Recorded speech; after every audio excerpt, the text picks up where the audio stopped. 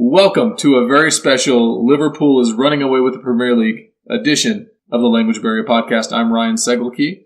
And I'm John Lutaya, the rival of Liverpool. Manchester City, huh? Yes. Okay. And on today's show, we're going to review the movie Glass. We'll have our questions of the day, where my question is, are athletes delusional? And my question is, would you agree that WWE is awesome?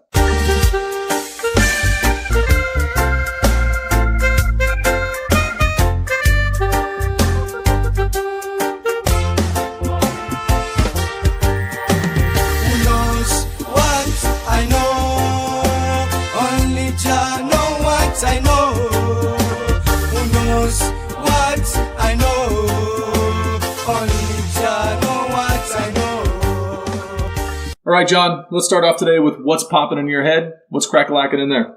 Yeah, like what we just introduced ourselves. I think my head right now is kind of worried. Manchester City just lost, so we are 7 points behind the contenders, Liverpool. I always know the team that ends up on the top of the table by end of Christmas wins the league. And that's still my feeling, but how things are going, I'm like, Man City, we are giving in too quick. We're giving Liverpool a quick go. So it was a bad game. Couple of mistakes from Fernandinho. And yeah, that's how everything is going. Not a good day for me. Yeah, good day for me. I'm going to be a humble winner, though. They're only 4 points behind, but Liverpool still has yet to play. Yeah, tomorrow. So they're 4 points ahead. Big. I felt like we got over a hump last week, Liverpool, where it was a close match. And I can't remember who we played at this moment, who we played last week. I don't remember that game. Was that Newcastle? Might have been 4-3? Might have been Newcastle. It was close, though. Close game in the beginning, and then we kind of broke away at the end. But during the whole first half of the game, it was nerve-wracking of after losing to Man City, feeling Man City nipping at the heels, then we were going to somehow maybe stumble, and then it would be tough to get it back. But this helps. I'm curious to see what happens this weekend with Liverpool. They've got 60 points on the table, and Manchester City's at 56. Yeah. There is pressure. You may lose the game too. Or if you do well, maybe a draw. It's in between the week. You saw what happened. Manchester United tumbled too. I think you actually, in one of our first pods, you predicted that that Liverpool would defeat Leicester in this upcoming match. So I'm going to go ahead and stick with your prediction that Liverpool's going to win and take, is that 3 points for them? Yeah, 3 points home. Okay, then we'll take a 9-point lead. No, that'll be 7. You're 4 now. So if you win... you're right. I'm sorry. Yeah, you're already 7. Wishful thinking. Maybe that leads us into our next one. You're too excited. You think you're going to win the league? I don't know. We'll take it one match at a time. And I do like Man City too, so I'm not going to talk too much smack. I remember the last time that Man City beat Liverpool a couple weeks ago. I think you spent a whole day giving me a hard time about it, which got annoying about an hour into the full day. Looks like you'll never forget that day. You're waiting for me, huh? I'll just with a smile, a humble smile. If Liverpool can, but let's take it one step at a time. Got a long ways to go. It's still a long season. All right. Okay, so let's, since that we both have the same kind of popping in our head, let's go on to the movie review for today. Last night we went to see the movie Glass, who was directed by M. Night Shyamalan. I'm a big fan of M. Night Shyamalan from back in the day. And one of the actors in it was James McAvoy, who I think did a really good job. It gets really bad ratings on Rotten Tomatoes, 36% on Rotten Tomatoes, which is pretty stinky. But I didn't get that feeling. I actually quite enjoyed the movie.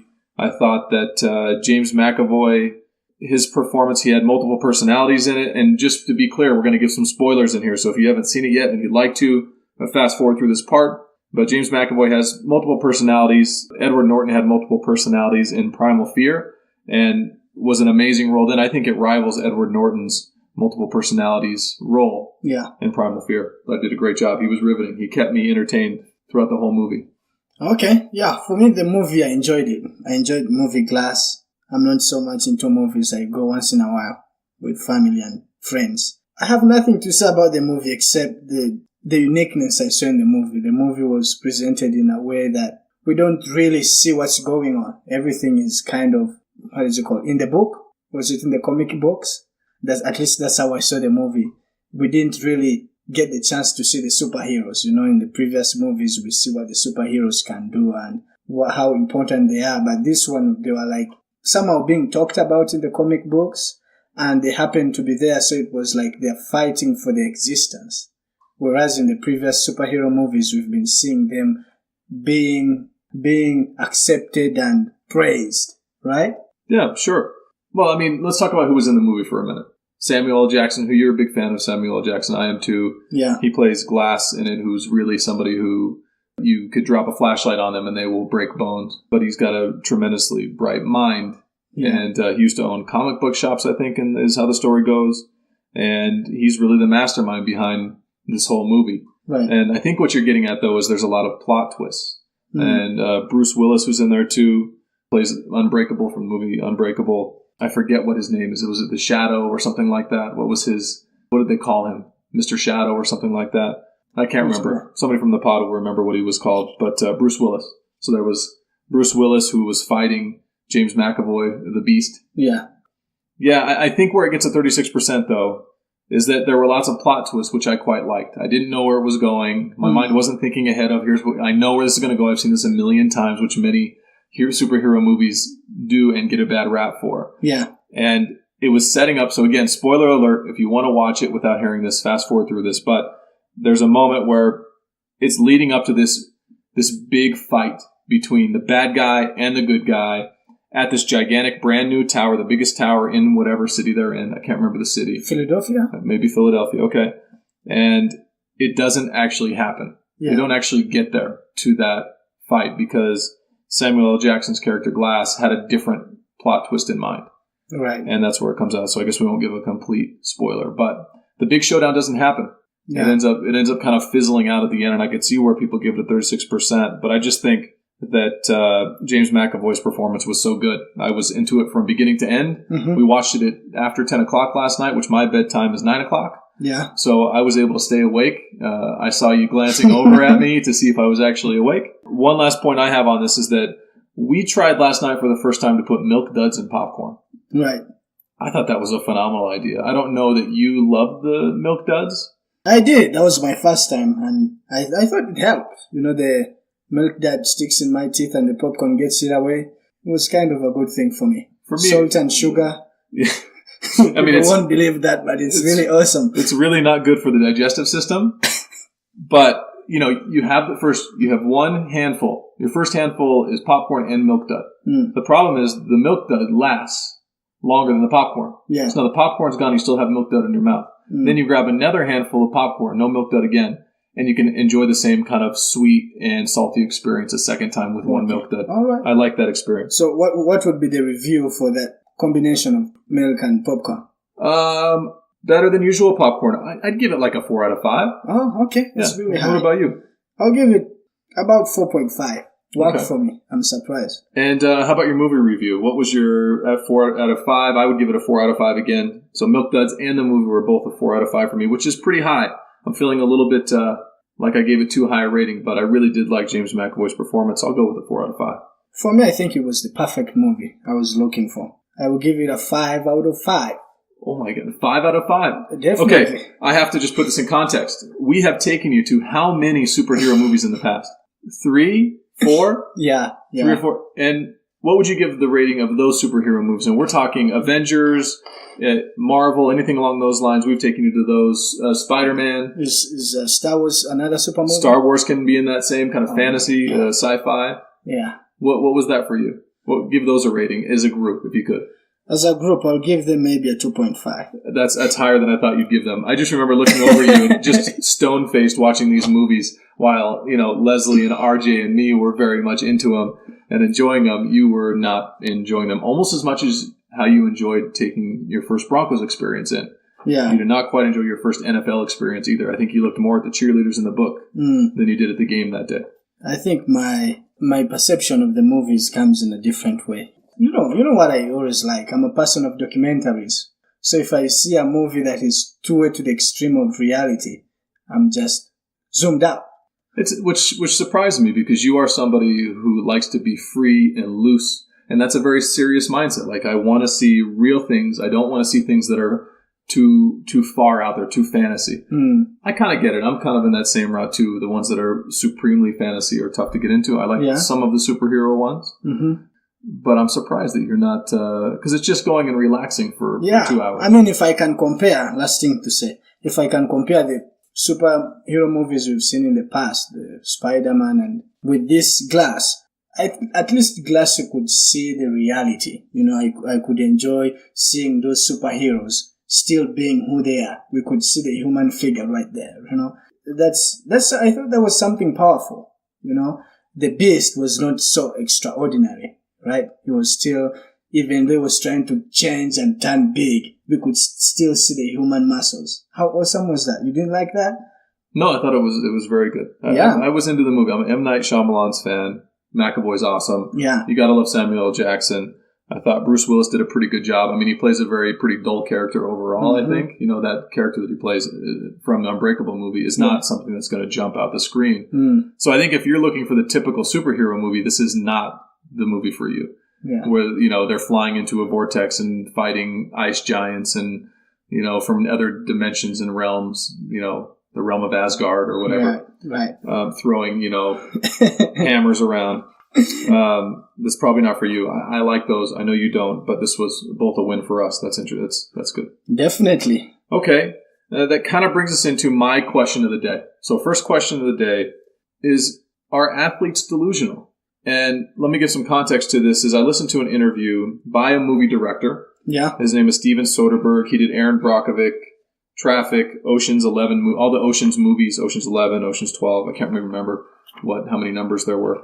But those are very good movies too, memorable movies that people will know. And he was talking about his failures and successes and how he had one big hit and then he had tons of failures after that. He went basically like 3 years worth of failures. And he described winning is like that one date that you went on, that one time that you can't quite get back. Like you wish you could have that date over and over again and you keep trying to date more people, but you just can't find it. And he described losing or failure as like that roommate that moves in that you hate and that you have a long-term lease with that you just can't get rid of. He just is not going to go away, going to be there forever.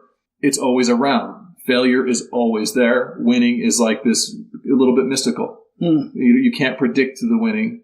You wish you could control it. In life, we can't control that many things. That's right. But we wish we could control winning, but we can't. And I would say that to be a competitive athlete, you have to be somewhat delusional or else you just be crying all the time. I mean, you look at majority of professional athletes. We'll talk about tennis. Right. If you ranked outside the top 50, you typically have on the WTA or ATP tour, you have a losing record. So you think about that. It's not like I think what we're used to, and I grew up watching, is like Agassi, Sampras, and now Federer and Nadal. Those guys win all the time, a high percentage of the time. I don't get how they are that good. I don't quite get it. But for most successful athletes, they have to be somewhat delusional and say things like, yeah, I'm going to win 6-1, 6-0 today against somebody who's really good. Right. Or I'm going to score a hat trick today in soccer when who knows if they can they don't even know if they can score a hat trick. And there are examples of where this falls short, where athletes say, oh, I'm the greatest ever, and they're clearly not, and they never will be, and they made themselves look really stupid. But there's also examples of Drew Brees saying years ago that, hey, I'm going to last another 6 to 10 years. Well, it's 6 years later now, and he just made it almost to the Super Bowl again. And you've got Tom Brady, who's 41, in the Super Bowl coming up this weekend. That's right. So you've got these amazing things. So I think if you're not somewhat delusional, it would be really tough for anybody to achieve anything extraordinary. That's right. What do you think about that? I mean, the good thing for us, both of us, we've been in sports before. We know what it means to win and what it means to lose. So I would say, you need to have that delusional mindset because that's what keeps you going, right? If you're not delusional, you're going to be stressed out, I'm guessing. You just happen to have that bad match. You think about it and you don't expect yourself to win another match in the coming days because sports is an ongoing thing, right? It's not that when you lose, you're completely out of the game. We don't want you anymore. It's not like a business. When you lose, you've lost everything. You've lost your money. It's hard to start another business. But sports, we have that opportunity. So many. And what's funny is, I think it's the matchup with sports. It's kind of, I would say, is it a gambling thing sometimes? When you're playing somebody, especially in tennis, let's say tournaments, sometimes we depend on the draws, right? So before you can even freak out, you're going in a tournament, you're hoping to find somebody of your level. You're not hoping to find, you're like, I don't want to fall into the hands of Nadal or Roger Federer. Right? So that mindset of, okay, maybe the draw is going to be nice on me. And if I win, I'm getting something, right? Yeah, I think we are delusional. It's a good thing, especially for me. You know me, when I'm going into soccer games, I don't say anything, but I have it in my heart. That's not true. That's not true. You are extremely humble and extremely genuine and extremely sweet. I truly adore you. But going into games, you're like, yeah, I'm going to have a hat trick today. And to his point, we've had 4 soccer games that we play. We play on like Wednesday nights. Yeah. He's had 4 hat tricks in a row. That's really impressive. And for no reason, he had no idea the competition we were going to play against. You had no idea the competition we were going to play against. Yeah. You had no idea if you could actually score those goals. And you happened to do it. And kudos to you for doing it. And I imagine there has to be some balance to that. One of the articles I read was about Curt Schilling, who was a former pitcher, MVP in Major League Baseball. And after he retired, he went into business, and he was talking just like that, like, oh, we're going to kill it in this business. We are going to be the best. Yeah. We're the best at this. It was a video game company. And it went belly up very quickly. They lost a lot of money, and then they lost one of the states in the U.S. a lot of money. Yeah. So there's times where it can hurt us too, because it's not really grounded in reality all the time. Yeah. Much for the reason we talked about, because losing is tough. That's right. And I also think part of it has to do with this is that a short-term memory is important for athletes too. Is that, it's really hard, right? Because I don't know about you, but I can remember most of my tough losses. Almost every one of my tough losses, they sit in my head. I can remember them. I can barely remember my wins. I can barely remember my big wins. Yeah. The big losses stand out, and they hurt much more than the big wins feel good. So it's important for us as athletes, to be able to go, okay, that's over, next day. Another match. I have another chance. What do we tell RJ? You miss a shot, how do you handle that? What's the next best thing you can do? Shoot again. Shake it off. Try it again. Yeah, I think when athletes are delusional, it ties in with the feeling. Would you say delusional is part of the emotions we feel?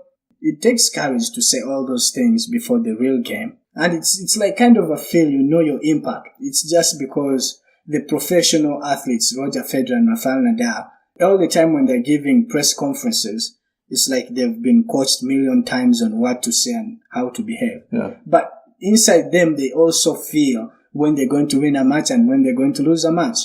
Good example, we see it from Nadal, right?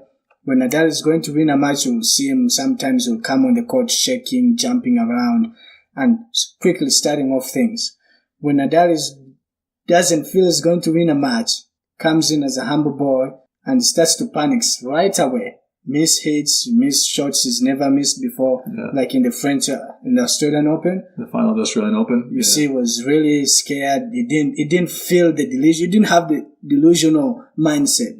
He was actually went so bad. He was whiffing the ball. He whiffed the ball. Did you see that where he swung and it hit his leg? That's right. Yeah. Oh my goodness. He misses ball. So I think it's inside us. You also know, right? Well, I'll tell you this from a coaching perspective and seeing an athlete who I worked a short time with, Camilla Giorgi, and being around her and her father, they said early on, well, yeah, we're crazy. Yeah, I know she's 250 in the world right now, but she's gonna be top 50. She's gonna be number 1. Yeah. Now, she's not gonna get to number 1. I think that's very, very unlikely. If she does, that's great. She's a very sweet kid, and I wish her the best. Yeah. She's not a kid anymore, But they were delusional at that point. They're like, yeah, we know we're delusional. We know we have to say these things. We have to convince ourselves that we're going to do extraordinary so we can do extraordinary things. So we just keep telling ourselves over and over again that she is going to be number 1. She tells herself she's going to be number 1. I tell her she's going to be number 1. Family members tell her she's going to be number 1. And she's turned out pretty good. That's right. You shoot for the stars, you might land on the moon. So there's something to it, but also maybe something to be cautious of as well, to be a well-rounded person, that you can't be delusional about everything or else life gets pretty tough. Yeah. So to conclude with being delusional, I think there is one good thing when athletes are delusional. I'll give you this good story from a Ugandan athlete, kickboxer. His name is Golola Moses. If you understand Uganda and you can hear some English, you can look for his interviews. So this guy came out from nowhere, and Golola Moses was a kickboxer representing Uganda. Kickboxing was a very small sport in Uganda. This guy came out, he was very talented with his delusional mindset. He would back up his delusional mindset with wins, and he would talk really well. He would really impress, really give strong talks, how he's been training hard, how is one of the sayings he used to say, the funny sayings would be like, I'm the only man who can look at a woman and she get pregnant. All those things. I'm the only man who is so strong. I can get an iron bar, bend it with my hands. Such things, when you say them as an athlete, they're delusional. And then you say, when this guy comes in, when this Hungarian comes in to fight with me, my fellow Ugandans, I'm going to break this guy into pieces. This guy comes in, Golola Moses does exactly the same pieces, what he promised. Destroys the guy, good match, and after he talks and talks. We as fans, we like that, We like when you say what you say and you back it up. I think it's a good thing, right? I agree. And on that note, too, it's important that they back it up. Because we watched a match last night, a boxing match between Pacquiao and Adrian Broner. And Adrian Broner talks the same way, except for he never backs it up. And so I think he loses credibility. Now, mind you, much respect to him. He's a hell of a fighter. Yeah. He's a good fighter, a world-class fighter. But he's nowhere lived up to the way he portrays himself to be, as he was trying to be kind of the next or even better than Floyd Mayweather was the way he talked. And he's fallen very far short, and I think he looks a little bit foolish to most of those that are paying attention. That's the risk you take, right? Of, I'm going to do this great thing. This is better than anybody else has been able to do. But if you don't come close to that, you look pretty silly. So with that, I think that we can move on to your question of the day, which will be interesting about WWE. What's your question of the day? My question of the day. Would you agree that WWE is awesome? No. Question mark. No. Exclamation point. Wow, No. you're so quick to react. Yeah. No. So quick to react. Go ahead. Why no? What else do you want me to say? No. It's fake. I know that. It's pure entertainment, so those who like it for what it is, it's just like choosing what type of movie genre you like to watch. More power to you. Yeah. For me personally, the only time I've watched it when I was a very little kid. Yes. I remember I used to watch it at my grandmother's house. She had a TV in her bedroom, and I'd run in and jump on the bed and turn it on, and I'd watch Ric Flair. Nature Boy Ric Flair. Woo! Remember him? No, I started watching in the times of Undertaker. Andre the Giant and those things. I'd watch it back then. But even then, it felt like, this is just so fake. How can I even watch this? Enjoyed it for a little bit, but that fizzled out very quickly for me personally. Tell me why you like it. What's your argument? Come on, sell me on it. Why should I like this? I can't. It's not even a sport. Why should I watch this? These athletes, they're definitely athletes on steroids. Yeah. Pretending to throw each other around. They're really throwing each other around, but it's scripted. Why should I watch this scripted television show? I mean, this is so interesting. As I told you, my genre, you said we all have our genres and we choose what we like. So if you know me in movies and anything, if I want to watch anything on TV, I want to watch something that is close to real, because I know what's on TV, it's mostly entertainment, right? Hold on, pause. I see you're about to say something. Hold on, hold your horses. And when we see WWE, right, it's a fake entertainment, right? Fake entertainment. Here we come. This fake entertainment, instead of seeing it on the TV, you get the opportunity to see these real guys. It's like you're right there. Imagine if you're watching a superhero movie and you're invited to see the scenes, which I don't think will happen in this century, because everything is in the computer. It's just video. It's like they're playing with those guys in the... Fake. Yeah, but this is another fakeness of level, This thing is really awesome. The only reason I'm saying this thing is awesome is it blends in with our culture, How I fell in love with WWE. It actually doesn't even know, not only our culture, the Ugandan culture, but also the American culture. Right? So American culture is fake? American culture. No, it's not fake. If you're referring to Donald Trump, yes, it's fake. Okay. But this culture, American culture is known to be aggressive. True or false? Is known to be aggressive? Oh, we love that stuff. We love NFL. We love gladiator sports. That's what I'm talking about. Aggressiveness. Ugandan culture, aggressiveness, right? And to see these big guys come out and put on a show, like the show we've been talking about, what we just talked about previously, athletes being delusional. It's the same thing. They show that delusional mindset. They come in, and I like the fights, because the fights, we really get to see some skills that give us our nature as human beings. Human beings, sometimes we don't know what our capabilities are. We sit on the side and admire animals, and you admire a cat jumping on the off buildings, you admire monkeys jumping off trees, But when we see a fellow human being coming up with all those moves, what do you have to say, Ryan? I just think you are just a funny person. I think you are hilarious. I think you love WWE, but you will not like a superhero movie that has people flying through the air. So it seems to me you have like a sliding scale of fakeness. Like you start off with documentaries, which is not fake. And then it kind of somehow you slide the scale down, you pull the lever down a little bit. And it's at WWE, which is a pretty high level of fakeness. Now that's okay with you. That's like, yeah, listen, this is totally fake. And I'll watch that. That's up my alley. I really like this. And then you slide it down just a little bit further to superheroes who fly. And that's definitely a no. That's like a 2 out of 5 for me. 2 out of 5. I prefer not to go, but I love my family. I'll go watch that. So, okay, how are superheroes flying? They're flying through computers, as I told you. Those are video technology. It's not really they're really flying off the buildings and you see physical bodies falling down. WWE, we see those guys flying off the ring. We know the bottom of the ring is all spongy, but we see them flying. It's what we see, right? You're not selling me on this. You're more proving my point, but it's okay. I hear what you're saying. You like what you like, and it's just interesting that you don't want fakeness. Is what you don't like. It's too fake, the superhero movies. But I'll put up with this level of fakeness because it seems almost real.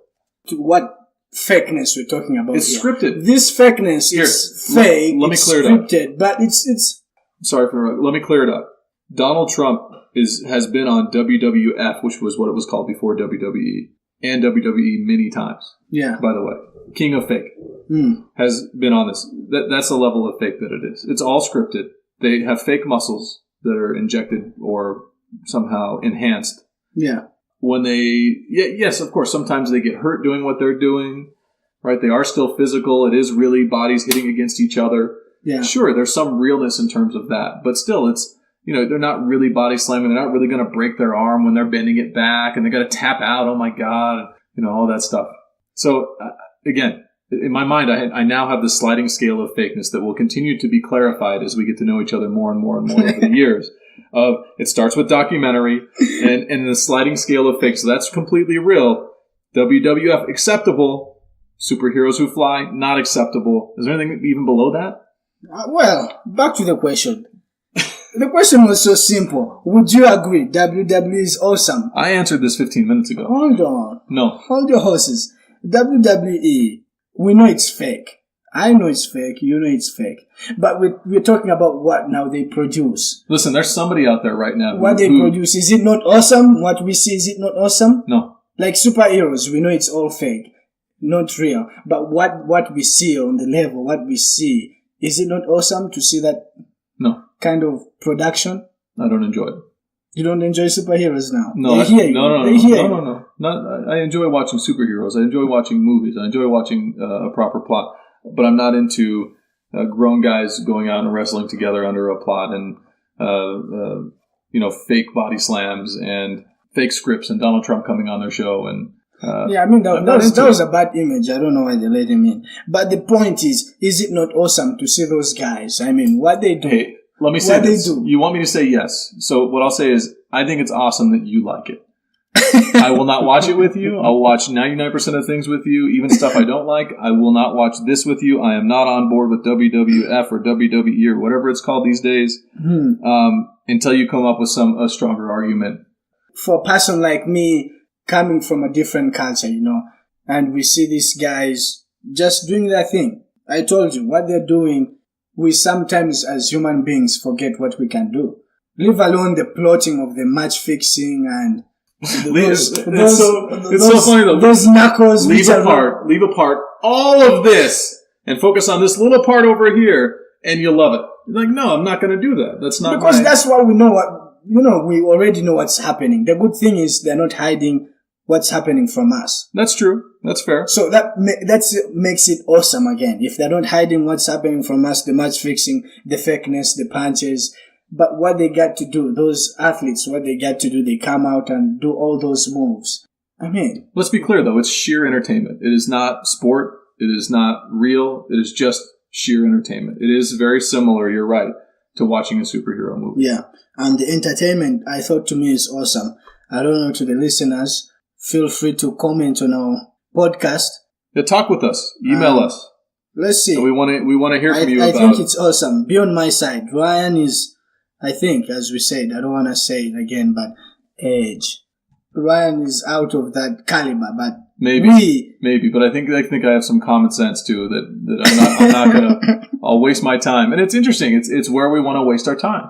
Some people like to go play frisbee golf. Some people like to go play soccer. Some people like to go play tennis. Some people like to go play the game of Magic, which is a card game. We one of RJ's teachers likes to go play the game of Magic. Some people like to play Madden all day. Yeah, video games all day long. I don't love video games. RJ likes to play a few video games, but I really don't let him play but a few. Yeah. So I think it's whatever you're into, that's great, and be you. That's awesome. Your question to me was, do I like it? I do not. You do. More power to you.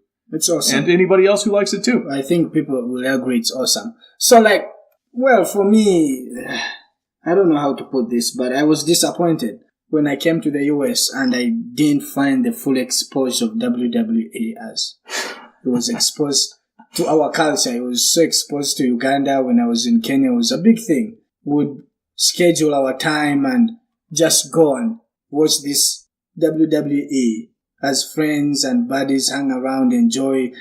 And then few of us would get suspended in school trying to duplicate what we saw.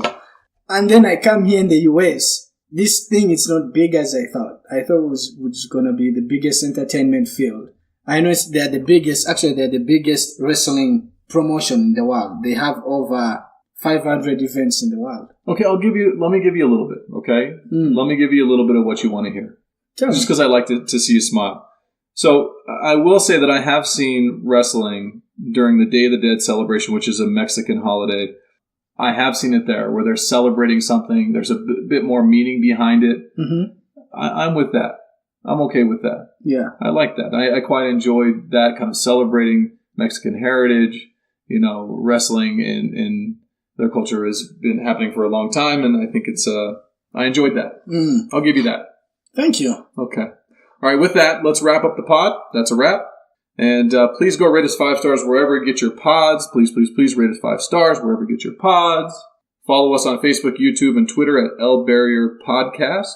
And don't forget to share. Sharing is caring. And also, talk with us at languagebarrierpodcast@gmail.com. Yeah, let's continue the conversation. We want to hear what you think about what we're talking about. If you have something to add or we missed something, please add it. We're going to make tons of mistakes, but that's what we expect on a live podcast where we're sharing our hearts with you. Bye-bye, and see you next time. See you next time. Who knows what I know?